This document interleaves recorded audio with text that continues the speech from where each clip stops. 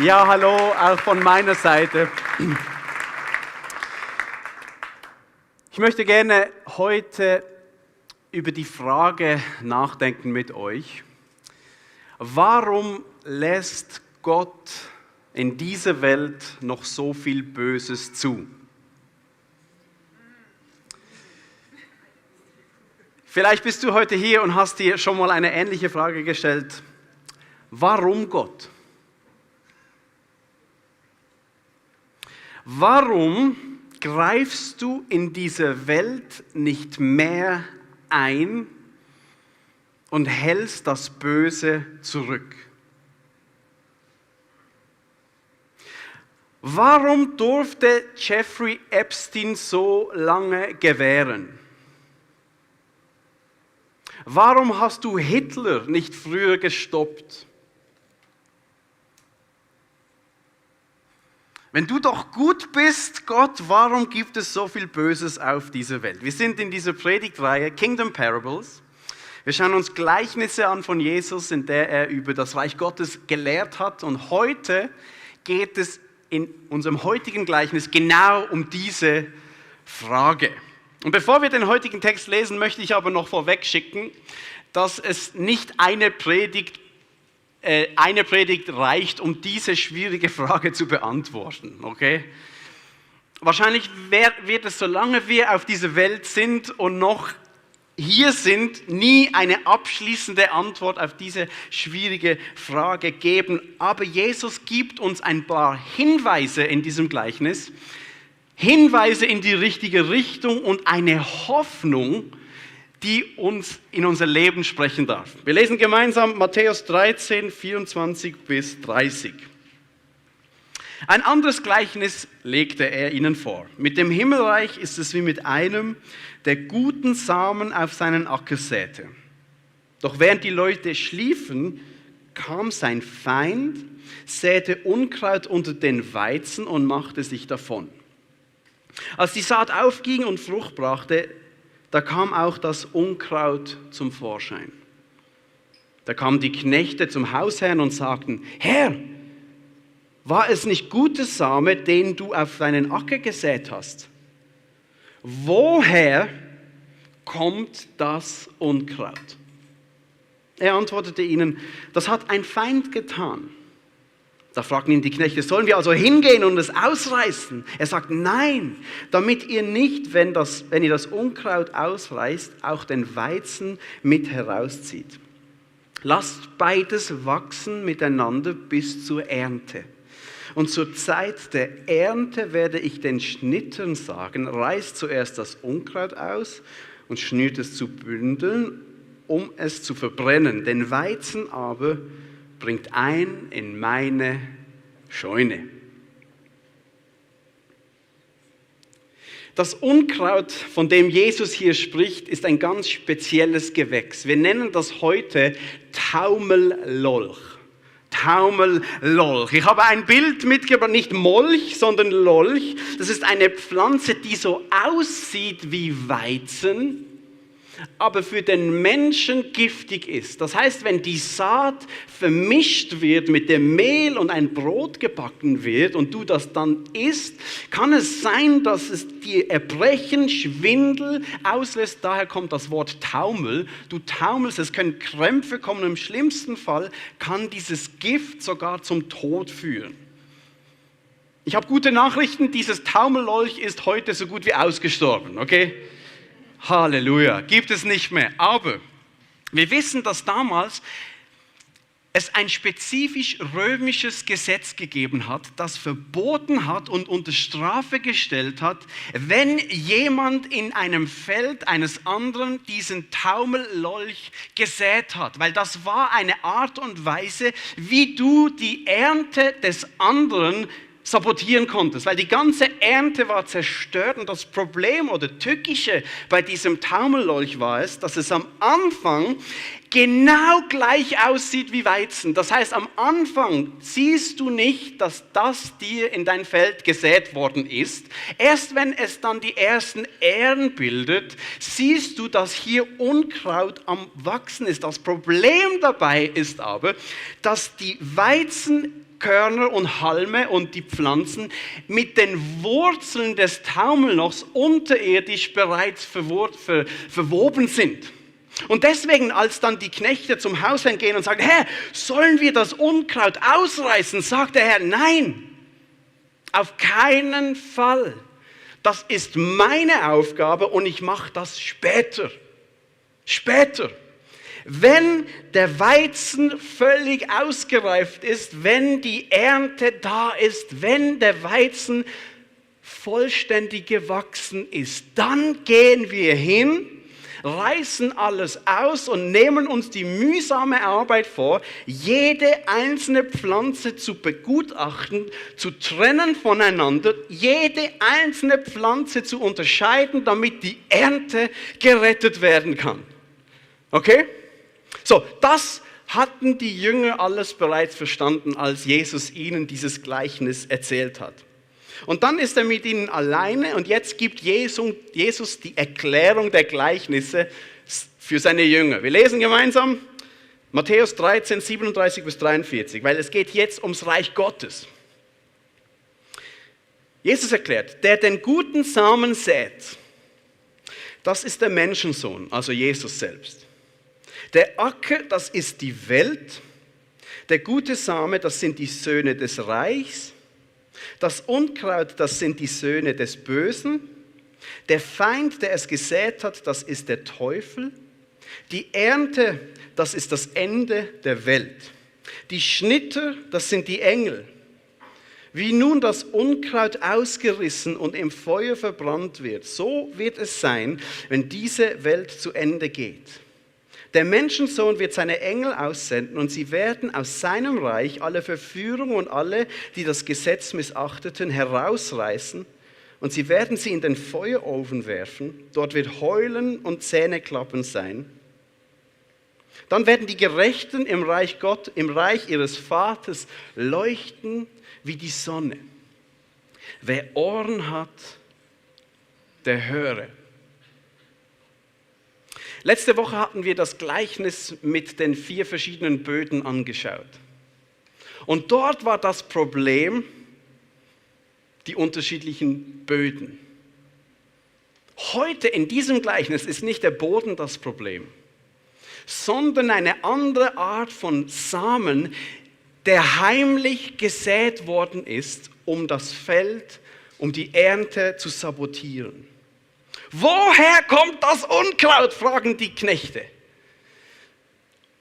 Wir fragen uns, woher Gott kommt das Böse in diese Welt? Wenn Gott doch gut ist, warum gibt es so viel Elend auf dieser Welt? Und Jesus sagt, das Problem liegt nicht im Samen, den Gott ausgesät hat. Das Problem ist der Feind, der Teufel, der das Böse in diese Welt gesät hat, um das gute Werk von Gott zu sabotieren.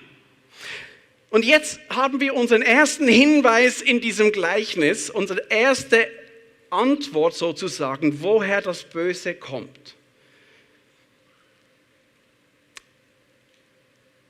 Und wir dürfen mit Überzeugung sagen, nicht alles, was auf dieser Welt geschieht, ist Gottes Wille. Gott ist nicht der Verursacher für all dein Leid auf dieser Welt.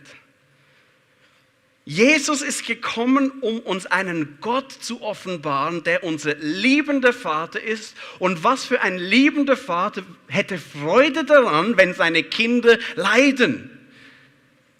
Nein, Gott ist gut. Er möchte, dass sein Reich, seine Liebe, seine Gerechtigkeit, seine Hoffnung die ganze Erde füllt, wie ein Sauerteig den ganzen Teig durchsäuert. Das war das Thema von 2 Wochen. Und das ist eine erste Hinweis. Und ich möchte dir zusprechen heute Morgen. Gott ist ein guter Gott. Gott ist ein liebender Vater. Er möchte nicht, dass du leidest. Er möchte nicht, dass du dem Bösen ausgesetzt bist. Jesus hat uns einen Gott, einen solchen liebenden Vater offenbart. Und es heißt in der Bibel, dass Jesus gekommen ist, um die Werke des Teufels zu zerstören. So, Amen. Jetzt leider erklärt uns Jesus nicht, warum das Böse manchmal uns widerfährt und manchmal nicht. Jesus erklärt uns nicht, warum uns Leid manchmal trifft, jetzt bereits, und wieso manchmal nicht. Jesus erklärt nicht, warum wir manchmal bewahrt werden davon und manchmal nicht. Wahrscheinlich, weil diese Welt komplexer ist und die Souveränität Gottes größer ist, als wir uns das je logisch vorstellen könnten und fähig sind zu erklären. Aber Jesus weist uns auf eine Hoffnung hin in der Zukunft, um uns Mut und Trost im jetzigen Leiden zu finden.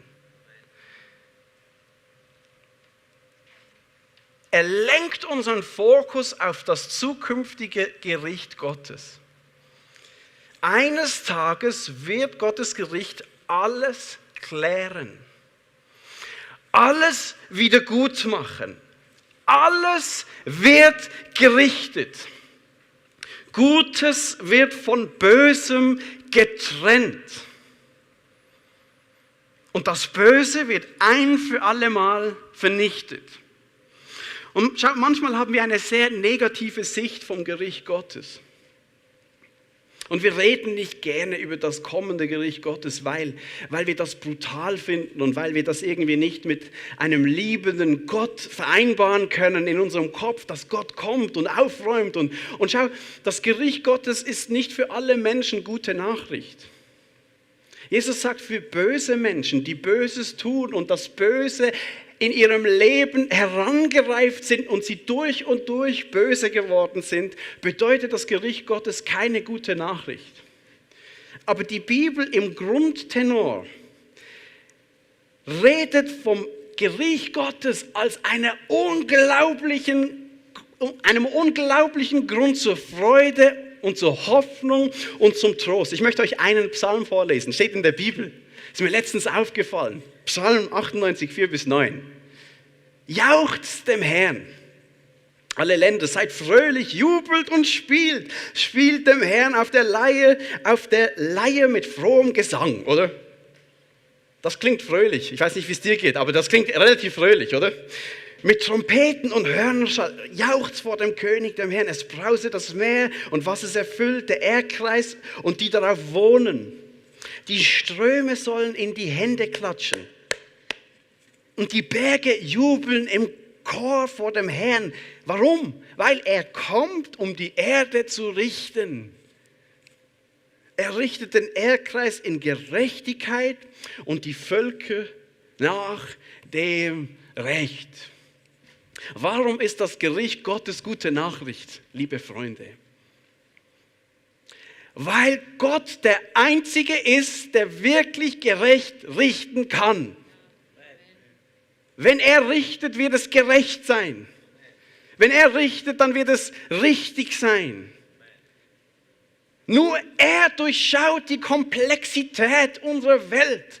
Nur er durchblickt jeden Konflikt in jeder Facette. Nur er alleine sieht ins Herz. Nur er alleine weiß, was alles ist. Nur er alleine kann und darf deswegen richten. Und wir dürfen vertrauen, dass wenn Gott das tut, dass es dann gut ist. Wir dürfen uns freuen, weil das Böse ein für alle Mal vernichtet wird. So, jetzt zur Frage, warum wartet Gott mit seinem Gericht? Warum greift er nicht früher ein? Warum interveniert er nicht mehr, wenn Unheil geschieht? Warum tut er das nicht? Und ein Hinweis, den Jesus uns hier gibt, ist, dass Gottes ausstehendes Gericht ein Zeichen seiner Gnade und Geduld ist. Gott gibt Zeit. Warum Zeit? Zeit für Wachstum. Zeit, damit das Gute in uns und in der Welt völlig heranreifen darf. Auch wenn es nur ganz wenig Gutes in mir ist, gibt Gott mir Zeit, damit das wachsen darf. Das Gute in der Welt wachsen kann. Und er gibt Zeit, dass das Böse in dieser Welt, dass wir uns abwenden vom Bösen und uns hinwenden zum Reich Gottes. Er gibt uns Zeit für Wachstum. Und irgendwann kommt aber der Moment, wo die Zeit abgelaufen ist. Und das Gute wurde immer besser und sichtbar und das Böse auch. Und beides wird deutlich nebeneinander sein und Gott wird separieren. Gott wird trennen, Gott wird richten. Und Gott sei Dank muss ich das nicht tun. Gott wird das tun. Und es wird gut sein. So, was bedeutet das jetzt für dich und mich? Und ich denke, hier liegt die Hauptaussage von Jesus in seinem Gleichnis für seine Jünger, aber auch für dich und mich. Und die Hauptaussage lautet, denke ich, Gott wird richten, nicht wir. Gott wird richten, nicht wir. Und ich finde das so ein spannendes und auch entscheidendes Detail in diesem Gleichnis. Die Arbeiter gehen zum Hausherrn und fragen ihn, ob sie das Unkraut ausreißen dürfen. Sollen wir gehen? Hier ist Unkraut, Tammeloch. Sollen wir jetzt reißen? Und der Hausherr sagt, nein. Nein.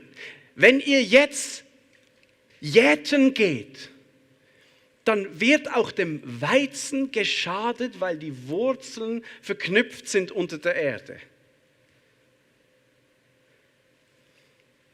Vor ein paar Monaten sind wir in ein Haus gezogen als Familie.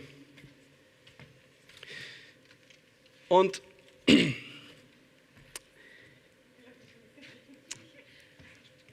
wir haben einen Garten, den wir nicht bepflanzt haben. Wir haben nichts gesät. Wir sind im Herbst eingezogen, hatten keine Ahnung, was unter der Erde steckt. Und jetzt im Frühling, das ist unglaublich. Da kommen Dinge hervor. Es ist täglich eine Überraschung. Blumen, Sträucher, Blüten. Und alle, die einen Garten haben, wissen, auch Unkraut. Ey, wir haben Löwenzahn. Diese Dinge, die sind aggressiv. Das ist unser Hauptfeind Nummer 1 geworden. Und meine Frau hat auf Amazon, hat sich informiert und hat so ein Jätgerät gekauft. Ein Jätgerät. Und ich habe zuerst gelacht, was ist das für ein Scheiß und so. Bis ich gesehen habe, wie das funktioniert. Ich möchte es euch demonstrieren. Und keine Angst, das ist kein Produktplacement, aber ich bin wirklich begeistert davon. Du steckst das auf den Löwenzahn, machst das in den Boden, dann drehst du um und dann, oh nein, reißt du das raus und jetzt musst du schauen, was du machen kannst. Ey, du fühlst dich mächtig, wenn du mit dem Ding unterwegs bist. Es ist eigenartig, du gehst da rein, du drehst das um, du reißt es raus und dann machst du. Das hat irgendwie etwas ganz Befriedigendes. Das ist wie Pickel ausdrücken. Das ist unglaublich. Aber das Problem ist, überall wo du das machst, hast du riesen Löcher im Boden. Aber du bist den Löwenzahn los. Du kannst jäten mit so einem Ding.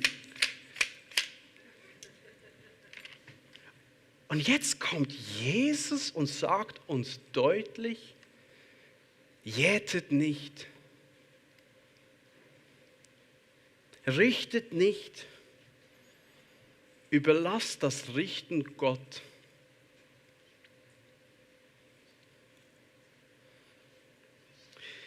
Schau, die Versuchung, andere Menschen zu richten, ist unglaublich groß. Und ich sage dir warum. Es ist einfach zu sagen, Jeffrey Epstein ist so ein böser Mensch. Weil dann kann ich wegschauen von dem Bösen in meinem Herzen.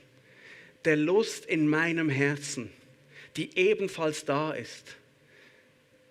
Und ich kann das ignorieren und weggehen und zu dahinter, ein böser Mensch. Es ist einfach zu sagen, Hitler war das Böse personifiziert, weil es mir dann die Ausrede gibt, nicht in mein Herz zu schauen und zu schauen, wo habe ich Rassismus in mir? Wo schaue ich auf andere Menschen herab? Es ist einfach, andere Menschen zu dämonisieren, sagen, Duck, Duck. Und da kann ich ignorieren die Dämonen in meinem Herzen.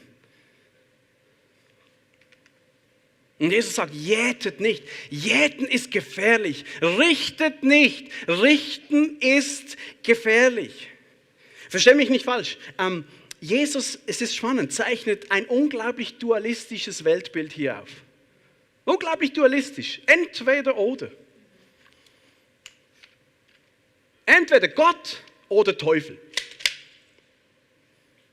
Himmel oder Hölle. Ewiges Leben oder Vernichtung. Gute Menschen, böse Menschen. Reich von Gott, Reich der Finsternis. Ganz klar, oder? Alles schwarz-weiß. Und schau, das stimmt. Am Ende der Welt wird Gott klar kategorisieren zwischen entweder und oder. Aber bis es soweit ist, ist die Welt komplexer als das. Weil Jesus sagt, die Wurzeln sind miteinander verknüpft. Das bedeutet, Jesus sagt, das Böse liegt nicht einfach außerhalb von dir, sondern hier drinnen. Die Welt ist komplexer als schwarz und weiß. Das Böse ist nicht einfach in den anderen zu finden, sondern wenn ich mir in der Ruhe in den Spiegel schaue, dann finde ich es dort. Jesus lehrte uns nicht zu beten im Vaterunser, berühmtes Gebet, oder? Er lehrt uns zu beten, Vater im Himmel, führe uns nicht in Versuchung. Und jetzt hat er uns nicht gelehrt zu beten, sondern erlöse uns von den Bösen. Sondern er hat uns gelehrt zu beten, erlöse uns von dem Bösen. Er sagt nicht, betet so, Vater im Himmel, erlöse mich von den bösen Menschen, von all den Bösheiten in dieser Welt, erlöse mich von den anderen Bösen. Erlöse mich von meinem Bösen in mir.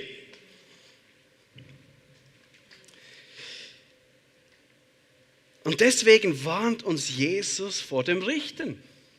Weil Richten ist gefährlich. Ich habe eine Geschichte gehört von einem Kinderschänder, der gefasst worden ist und vor dem Gericht verurteilt worden ist. Und dann steht ein Bauer auf im Gerichtssaal und schreit nach vorne, werft ihn in die Häckselmaschine. Dort gehört er hin, das hat er verdient. Hat er das verdient? Das weiß nur Gott. Aber wenn ich beginne, in meinen Handlungen, meinen Gedanken, meinen Worten, andere Menschen zu richten, dann werde ich selbst zu dem Monster, das ich eigentlich richten möchte. Richten ist Gottes Aufgabe und nicht unsere. Deswegen ist es gefährlich. Jesus sagt in Matthäus 7, richtet nicht, damit ihr nicht gerichtet werdet. Denn wie ihr richtet, so werdet ihr gerichtet werden und mit dem Maß, mit dem ihr messt, wird euch zugemessen werden. Jesus redet über dieses letzte Gericht hier. Wie schnell sind wir doch darin, andere Menschen zu richten. Es ist so einfach und so schnell und so befriedigend. Tack, tack, man fühlt sich gut, man hat irgendwie Ordnung geschafft, man hat Unkraut beseitigt, oder? Und wie schnell sind wir nur schon in unserem Denken über andere Menschen, in unserer Überheblichkeit anderer Menschen. Dann gehe ich auf Facebook oder auf Social Media und denke mir, das hat dieser Mensch jetzt nicht wirklich geschrieben. Wie dumm ist man eigentlich, um so einen Brunz reinzuschreiben? Oder? Wie bescheuert kann man sein? Und schau, Jesus ist unglaublich. Er ist so deutlich. Er sagt, das Böse beginnt nicht in unseren Handlungen, sondern bereits in unseren Gedanken. Jesus sagt, wenn ich eine andere Frau, die nicht meine Frau ist, lüstern anschaue, habe ich in meinem Herzen bereits Ehebruch begangen. Wenn ich meinen Bruder beschimpfe und wütend auf ihn bin, dann habe ich schon Mord begangen in meinem Herzen. Jesus ist so deutlich, er geht in die Tiefe und hat Geduld. Er wartet, in welche Richtung das Ganze wächst. In welche Richtung wächst dein Leben? Zum Guten oder zum Bösen?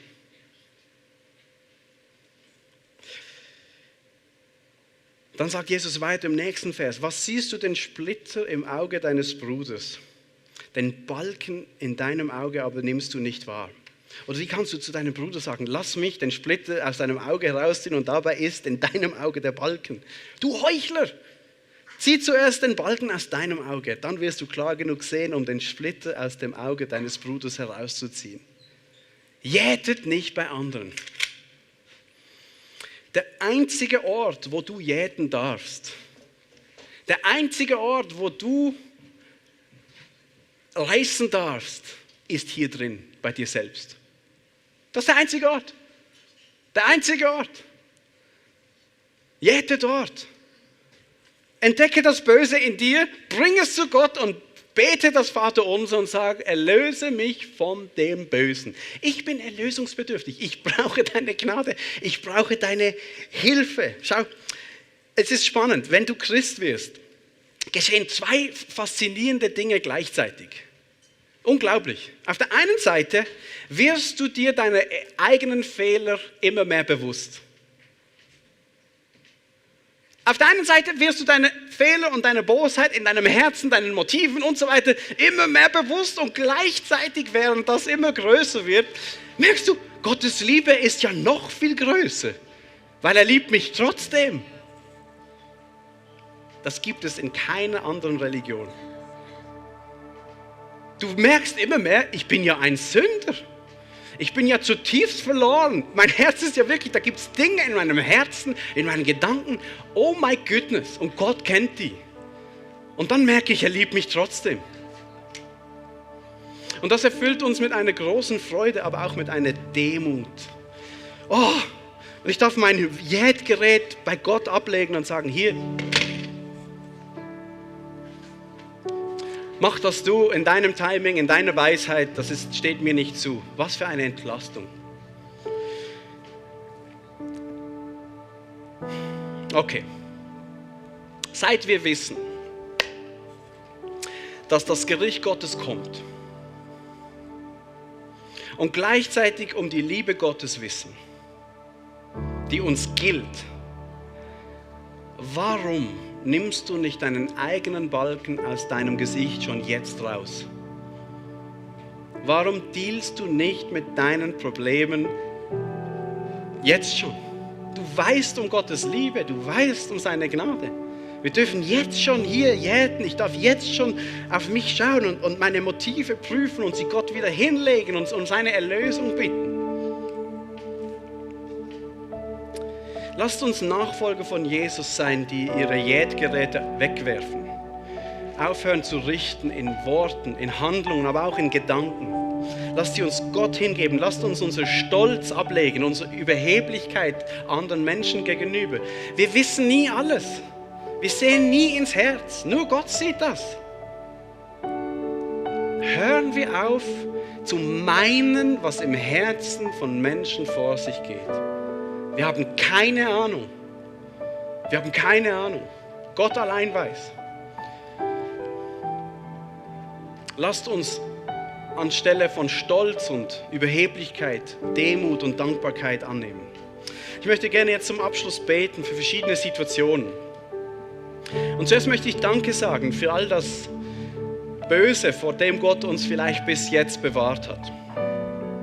Ich möchte aber auch beten für alle Menschen heute Morgen, die Leid erfahren haben. Leid durch andere Menschen.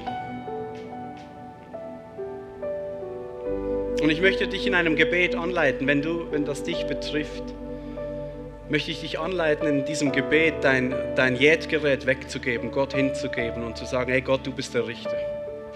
Ich muss nicht für Gerechtigkeit, für meine Gerechtigkeit schauen, du machst das in deinem Timing. Ich möchte beten für Entlastung und Trost, dass du frei wirst. Ich möchte beten für unseren Stolz, dass wir unsere eigenen Balken sehen und beseitigen.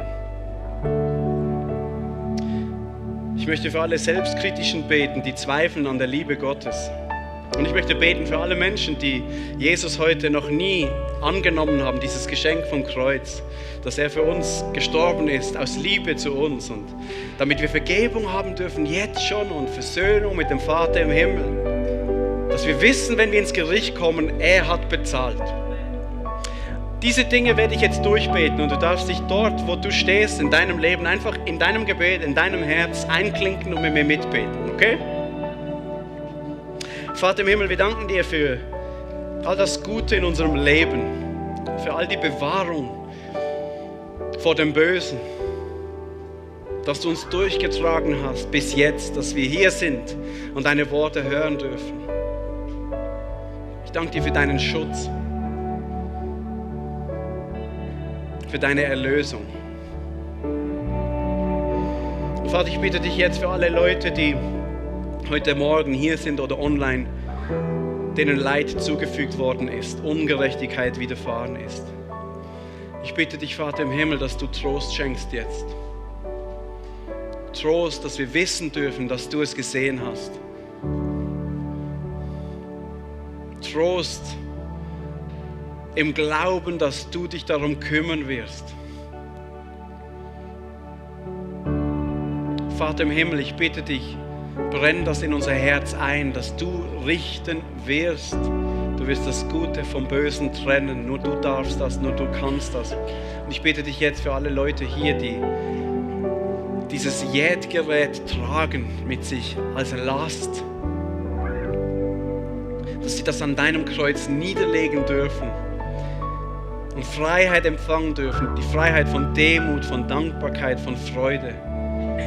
Vater im Himmel, ich bitte dich, dass du das tust, was nur du tun darfst und kannst. Ich bitte dich aber auch für meinen Stolz, für unsere Überheblichkeit, dass wir meinen, wir sind besser als andere. Erlöse mich von meinem Stolz. Schenk mir Demut. Es ist ein mutiges Gebet heute Morgen, wenn du bereit bist, dieses Gebet zu beten. Ich verspreche dir, Gott nimmt das ernst. Und er wird Dinge in dein Leben schicken, die dich demütig machen. Also bete vorsichtig. Vater im Himmel, brich meinen Stolz. Schenke mir Demut. Schenke mir eine Offenbarung deiner Gnade, deiner Liebe.